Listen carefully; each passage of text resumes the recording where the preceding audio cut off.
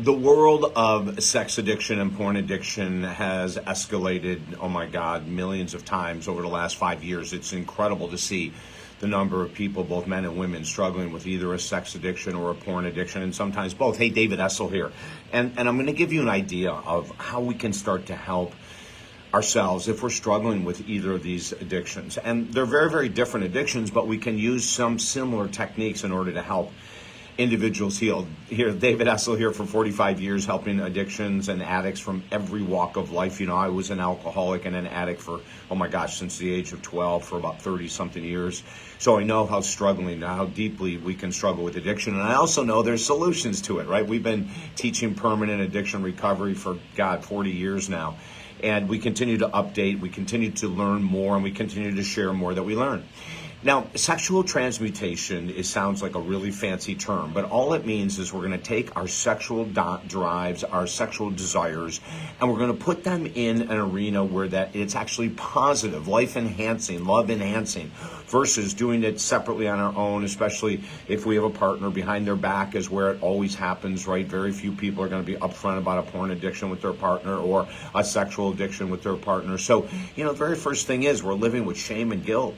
I mean, whoever has the addiction is living with a ton of shame and guilt. They may not know it, but if the addiction continues, the addiction will cover up the feeling of shame or guilt, right? So we have to have something that's going to transform that sexual energy into something really positive. Believe it or not, in Napoleon Hill's famous book, Think and Grow Rich, he talks about sexual transmutation. And the way he describes it, which I've seen it over the last 45 years as a counselor, as he said, there are so many people with extremely high sexual drives that if they put it into an arena, they focus it, they direct it into something positive, like using that incredible sexuality in order to become a phenomenal salesperson, then that would be a great thing. So when you have that craving to masturbate, you have that craving to go on porn, you have that craving to be with another person other than the partner you're with, well, we want to have habits, we want to have hobbies, we want to have activities that we could put our attention on, right? The one I just gave you is a simple one.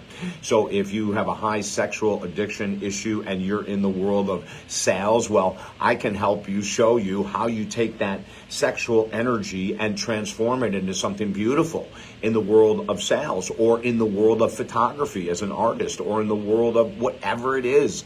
That we can take that energy, we can take that sexual energy, which is so powerful in some of us. Other people don't have an issue. They have a moderate or extremely low sexual drive, and so for them to get in trouble with a porn addiction or sex with other people is extremely tiny. But if you have a very high sexual drive and it's normal, and meaning it's been with you since you were born, just about. I mean, most of us know if we have a very high sexual drive or not, right? It's pretty obvious. But we want to make sure that we're using it appropriately. And listen, I am not your mom and dad telling you that you can't do X and can't do Y. I'm just saying that if you want to live a life free of guilt, free of shame, and have the energy and the time to put into making your life better, your relationship better with your partner or your children or your job or whatever, this is the time to transmute that sexual addiction energy that goes into porn or goes into sex with other people into something really positive. We've been doing this for a very long time. There are so many clients that we've helped them to find a volunteer activity, a hobby, etc., that blew their mind, that instead of being so ready to go on to porn or so ready to meet another person for sex, is that they transmute that energy into something super positive. Now, the other huge part of the sex addiction or porn addiction story is to write the addiction story. When my clients write about when they started the porn addiction or when they started the sex addiction, and it blows their mind.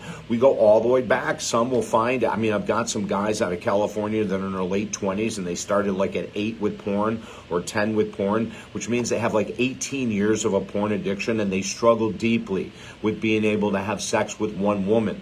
They need to have a variety of women to stimulate the brain to reenact what they see on porn. It destroys relationships. It kills our self-confidence and self-esteem. So don't let porn or sex addiction kill you. And be humble and be open and be vulnerable. We don't judge at all. I know it's a difficult addiction to talk about. I talk to men and women every day about it because we have clients that are struggling with porn addiction and sex addiction every week. So we talk about it, and we talk about it to normalize it, not to make it some horrendous addiction that's worse than all the other addictions in the world, which a lot of people have told me they feel. Shame, and guilt. Let's change all that. TalkDavid.com is the website. TalkDavid.com is the website. I love helping people heal. Let's do it together from anywhere in the world at TalkDavid.com. Addictions will only stay as long as you allow them to. The only way I shattered my addictions is by getting help. And I'm here to help you. I'm David Essel. The website is TalkDavid.com. Have a great day.